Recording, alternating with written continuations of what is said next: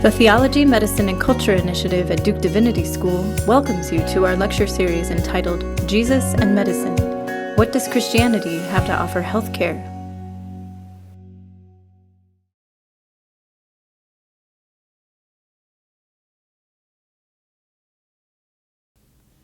Consider this case. LC is a 50-year-old carpenter. One day, LC's wife notices his eyes look yellow. LC goes to see his doctor, and a workup confirms everyone's fears: metastatic pancreatic cancer. What does it mean to care well for LC? Further, how does what has come to be called palliative medicine or palliative care fit into good medicine for LC? Since the advent of the positive pressure mechanical ventilator in the late 1960s, the ethical concern most often voiced regarding end-of-life care, by patients and physicians, by Christians and non-Christians alike, has been how to free dying patients from the unnecessary suffering and degradation caused by the overuse of life-sustaining technologies. Have you seen this? The conventional strategy to address this problem has been to expand and to enhance hospice and palliative medicine. And they have been expanded. So much so that today it would be customary for LC's physician to offer him a strategy that focuses on symptom control and function, setting aside chemotherapy, radiation, and surgery. Palliative medicine offers much to help patients who are dying. First, it provides a viable alternative to the default pathway of technological medicine. That default pathway makes it hard for patients like LC to die well because it absorbs so much time and attention and resources that could be devoted to other more worthwhile tasks.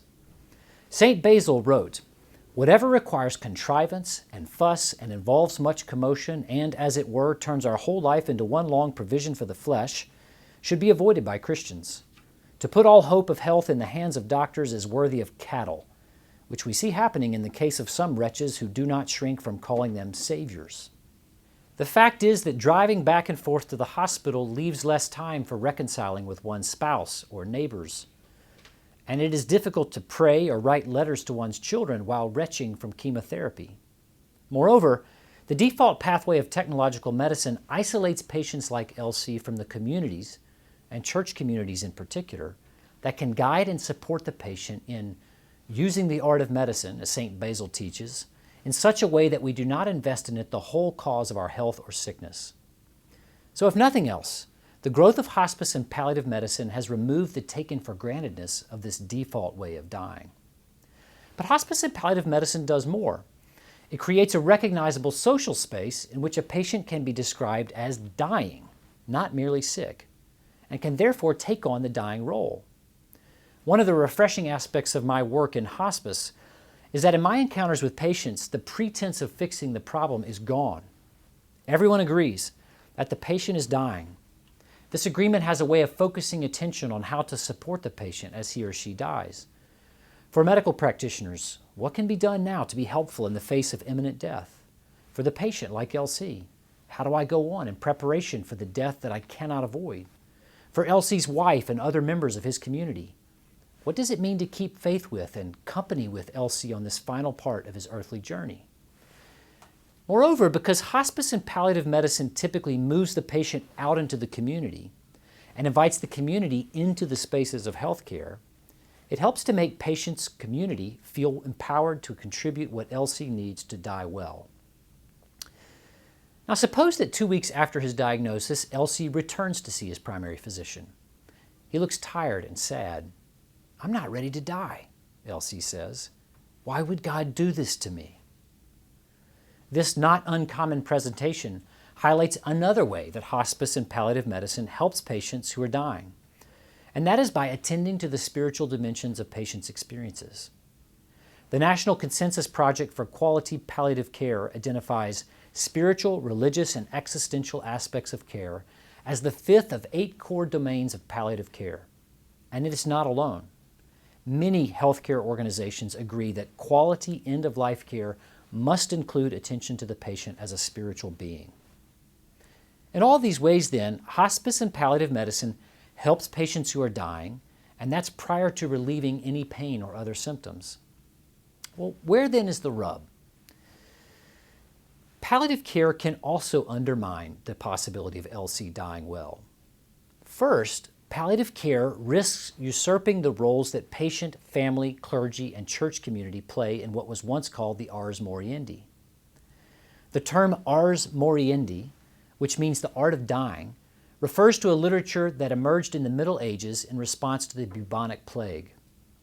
So many people were dying that the church just could not keep up with the usual rituals and practices of accompanying with those who were dying. In response, the church helped to promulgate a set of booklets to guide lay people and those around them in preparing to die.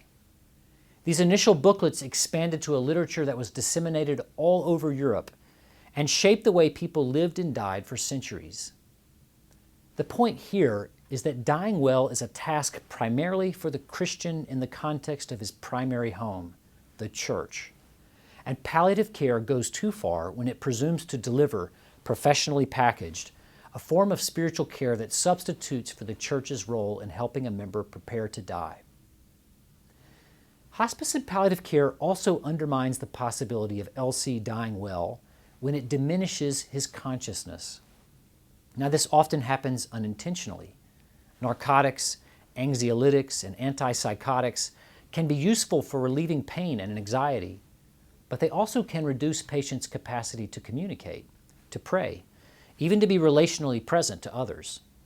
In the ars moriendi, clergy, family members, friends, even physicians can be present to the patient in the patient's suffering.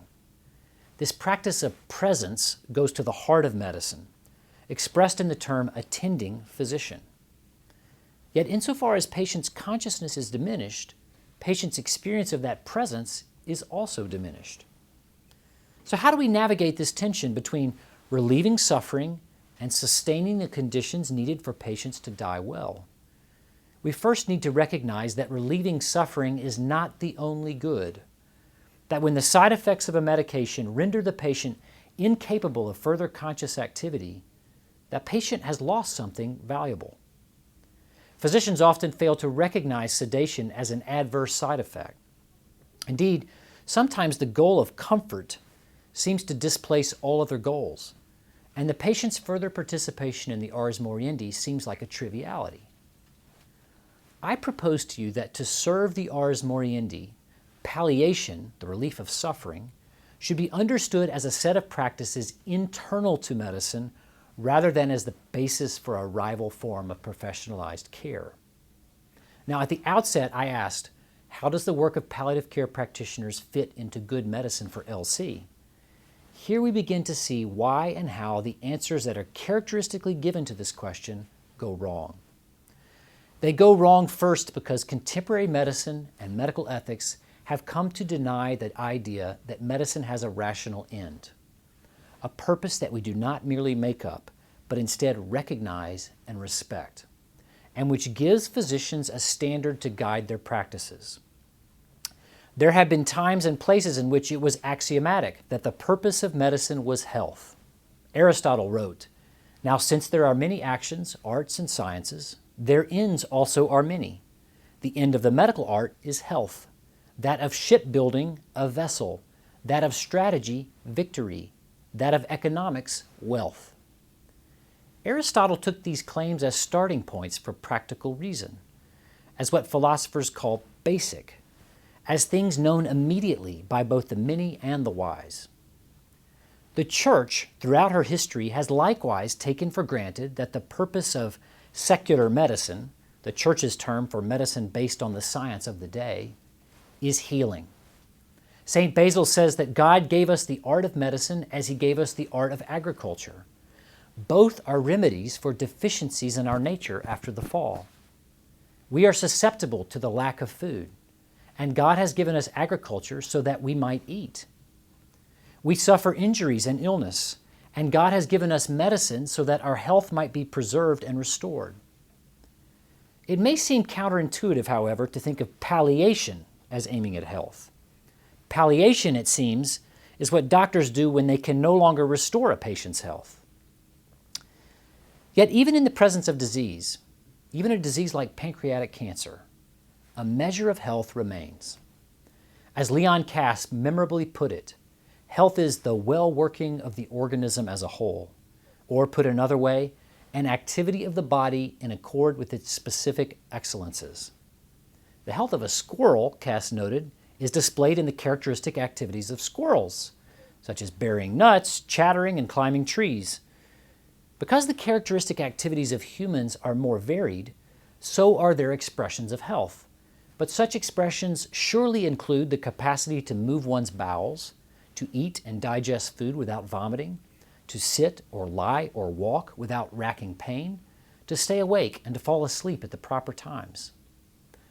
Physicians cannot return LC to the state of health he had before his diagnosis, but if they help him along the way to preserve and restore these capacities, then they will have contributed to his health. And it's just these sorts of contributions to health that make it possible for patients like LC to engage in the ars moriendi, which rarely involves climbing mountains or running marathons, but does require some attention, some thought, perhaps some communication through voice or writing, and being present relationally to others. Here an important distinction comes into view. It's one thing for health professionals to palliate disabling symptoms with an eye to preserving and restoring a measure of health. It's another thing for healthcare professionals to palliate symptoms without respect to whether doing so restores health. Physicians are tempted to ignore this distinction. Returning to our case, let's say that LC goes through chemotherapy, his disease progresses, he sees his physician and says, "Doc, if I come to the point in which I cannot tolerate living any longer, and if I ask you to do so, would you sedate me until I'm unconscious and keep me that way until I die?" At a later visit, he adds, "It's very important for me, Doc, to have some autonomy and control at the end of life. I don't expect I'll need to use it, but would you provide me a prescription for medicines that I can take to end my life if I cannot go on?" How is it that LC, along with the good people of California, Oregon, Washington, the District of Columbia, Colorado, Vermont, Hawaii, Montana, and New Jersey, the list grows by the year, have come to see sedation unto death or physician-assisted suicide as perhaps the most reasonable courses of action when they face the prospect of losing their capacities? There's more to be said than I can cover here, but it is evident that the cultures of modern industrialized societies like our own do not form in their citizens imaginations capable of receiving unwanted suffering, death, and loss of control as anything other than meaningless burdens. If LC or his physician is not capable of seeing his suffering and loss of control as occasions in which redemptive purposes may still be at work, as experiences that invite LC, the sufferer, to new and worthwhile practices, then the purpose of medicine, to preserve and restore LC's health, seems beside the point. Under this cultural pressure, then, the medical profession has been steadily setting aside the constraints imposed by aiming only at health, and it has been taking on more expansive aims.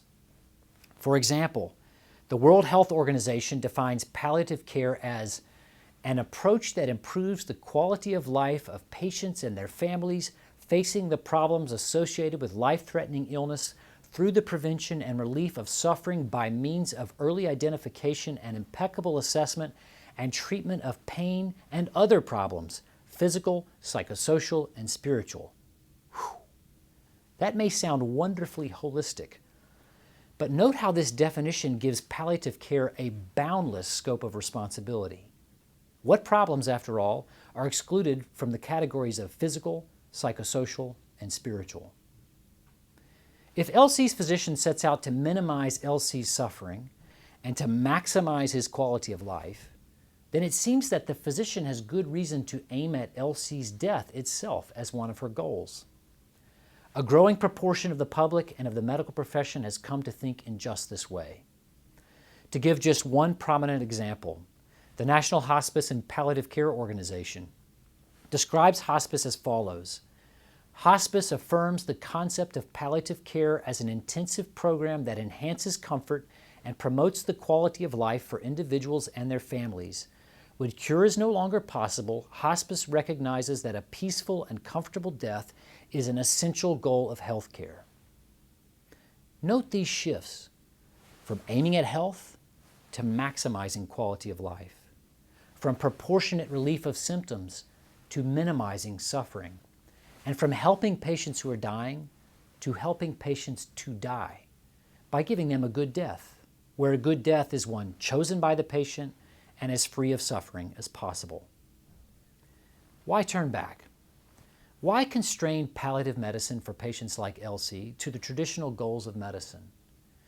To begin, boundaries help to resist against endemic temptations. Physicians who care for patients with advanced illness have long known that both they and their patients will at times be tempted to do away with the suffering by doing away with the sufferer. To resist this temptation, physicians have for 2+ millennia sworn in the Hippocratic Oath, "I will enter homes only for the good of the sick," and "I will neither give a deadly drug to anybody who asks for it, nor will I make a suggestion to this effect." This boundary not only gives patients a reason to trust physicians, but it also gives physicians the freedom they need to do their work. When I take care of patients and their families who are wary of what hospice will do to the one who is dying, it helps very much that I can tell them that as a physician, I'm committed never intentionally to hasten or cause a patient's death. Never. This boundary creates a space in which I can treat distressing symptoms decisively and can accept side effects, even the unintentional but foreseen side effect of hastening the patient's death, if I have proportionate reason to do so. Without this boundary, however, then patients and family members have good reason to worry that the morphine is dosed not in proportion to the pain or breathlessness that the patient experiences, but in an effort to hurry the dying process along. The question of trust is paramount. Already, the work of hospice and palliative medicine is inhibited by the fact that many Americans are suspicious that it has unmoored itself from the constraints traditionally respected by the profession of medicine. Moving from proportionate palliation, for example, to rationalized processes of making people dead. When physicians set themselves outside the traditional constraints and goals of medicine, and when we fail to recognize and respect the value of what was once called the ars moriendi, we erode the public trust we need to provide appropriate palliation to patients like Elsie. To the extent patients like Elsie distrust hospice and palliative medicine, they will go without all of the good it can do to contribute to the conditions necessary for dying well.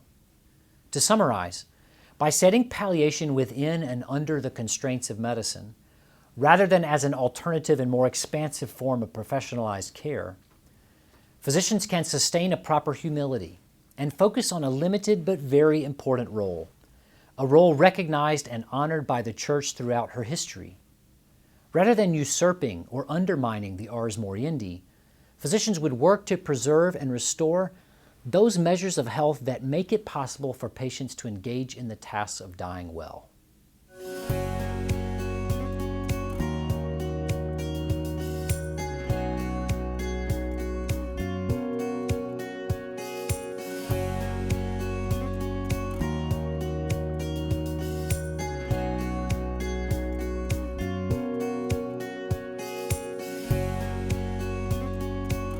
For reflection questions and other resources, visit tmc.divinity.duke.edu/Jesus and Medicine.